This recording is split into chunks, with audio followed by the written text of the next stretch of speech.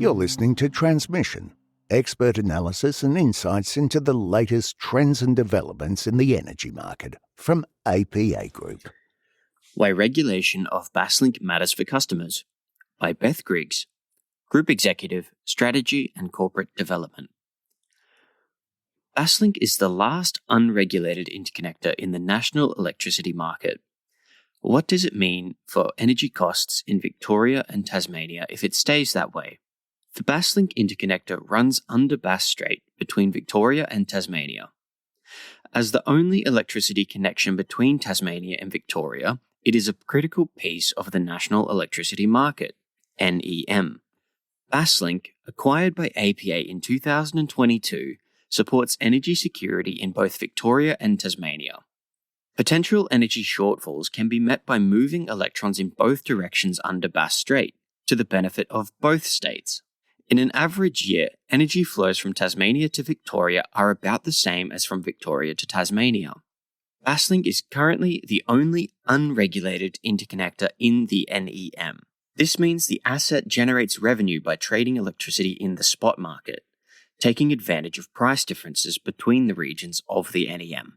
This contrasts with regulated interconnectors, which operate as open links and generate revenue through price approved by the Australian Energy Regulator.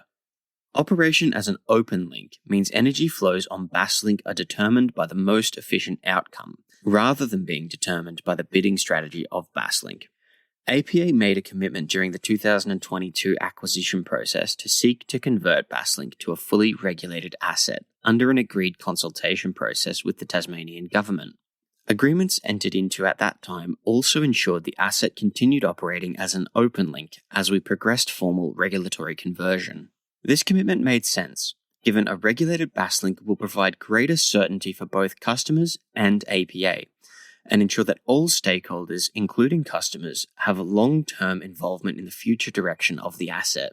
It also ensured prices remained stable and not subject to daily movements in the electricity spot market while formal regulatory conversion was pursued.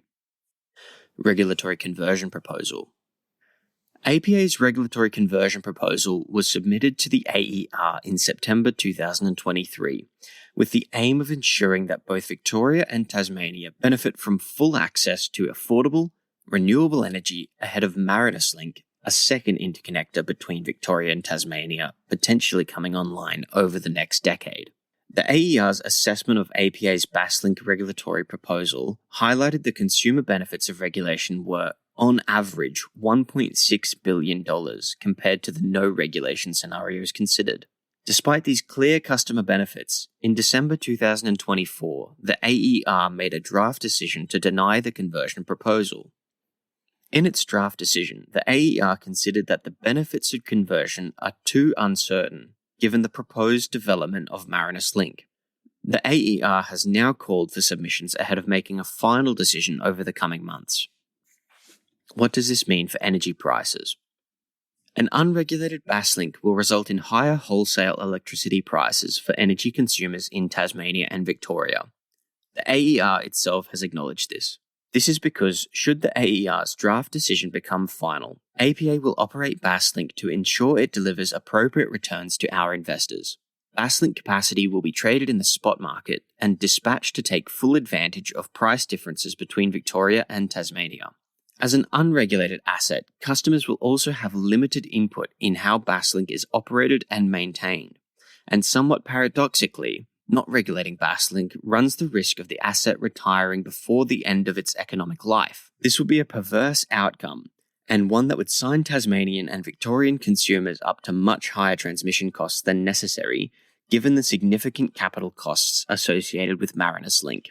The final cost and commissioning date of Marinus Link remain highly uncertain. The first cable has not yet reached final investment decision, and a decision on the second cable is not expected for some time.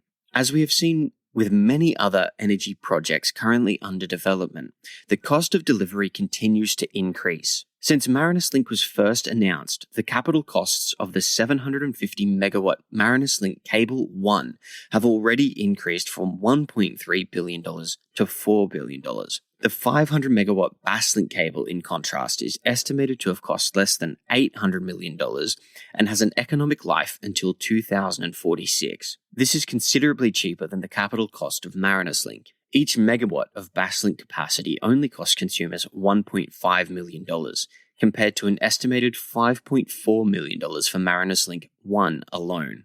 Should Link proceed, given the potential for further delays and cost increases, Link 1 should not be delivered any earlier than required. This will minimize the financial impact on taxpayers and electricity consumers. Consumer interests will then be best served by ensuring both Link 1 and Basslink are fully utilized ahead of building Link 2.